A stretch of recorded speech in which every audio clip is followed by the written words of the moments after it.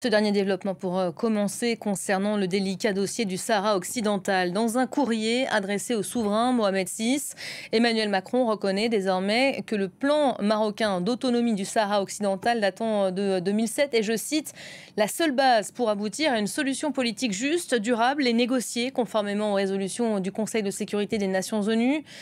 Plusieurs sources marocaines communiquent à ce sujet depuis ce matin. On en parle avec vous, Gauthier Rabinski. Bonjour Gauthier. Bonjour Elisabeth. Ça fait plusieurs années qu'il y a des tensions avec le Royaume. Cette lettre s'apparente donc aujourd'hui à un tournant dans la diplomatie française au Maghreb.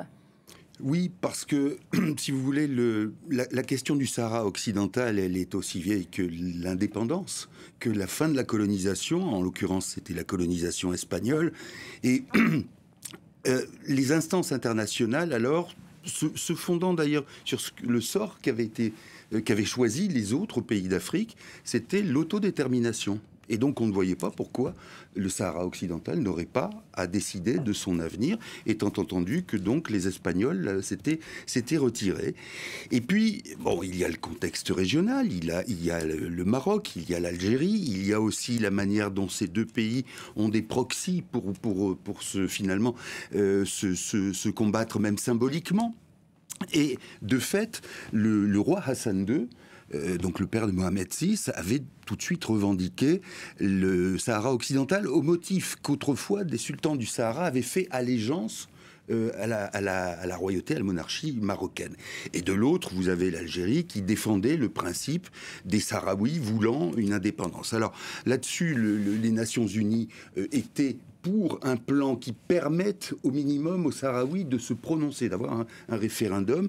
Les choses n'ont pas eu lieu et aujourd'hui, c'est vrai que la question de l'appui français est surprenante dans la mesure où la France avait dit à une certaine époque, surtout ne pas se mêler de cette affaire-là, elle est beaucoup trop dangereuse et on voit d'ailleurs comment les Marocains avaient pu agir sur le robinet, pardonnez-moi le terme, de l'immigration ou de l'émigration pour faire pression sur des États comme l'Espagne en laissant passer un maximum d'émigrés en disant, vous voyez, si vous n'êtes pas sur la ligne de Rabat, eh bien, nous, on agit sur la pression migratoire.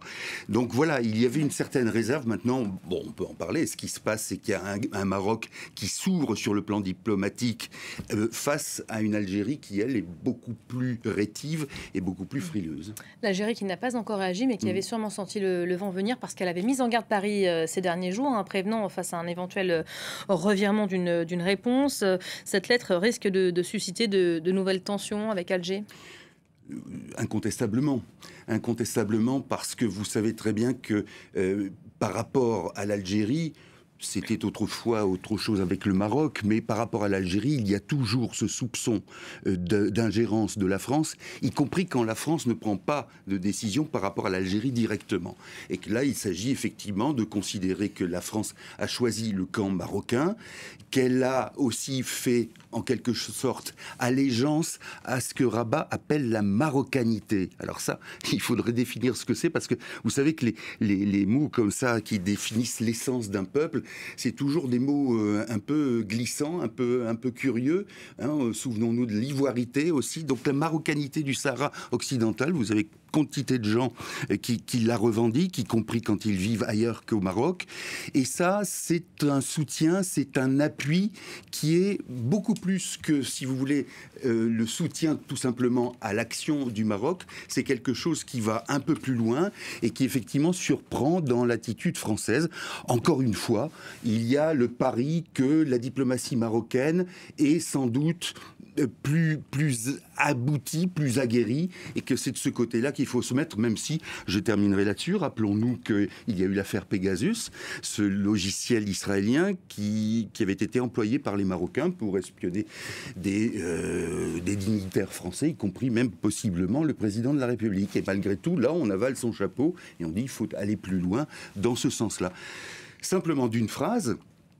on va voir maintenant comment l'ONU se positionne par rapport à ça, puisque jusqu'à présent, il a toujours été question d'un processus qui confirmerait à terme, si les Sahraouis le décidaient, l'indépendance de cette région. Donc on va voir comment l'instance internationale, elle réagit en fonction aussi des sensibilités des uns et des autres. En tout cas, pour l'heure, ce sont les indépendantistes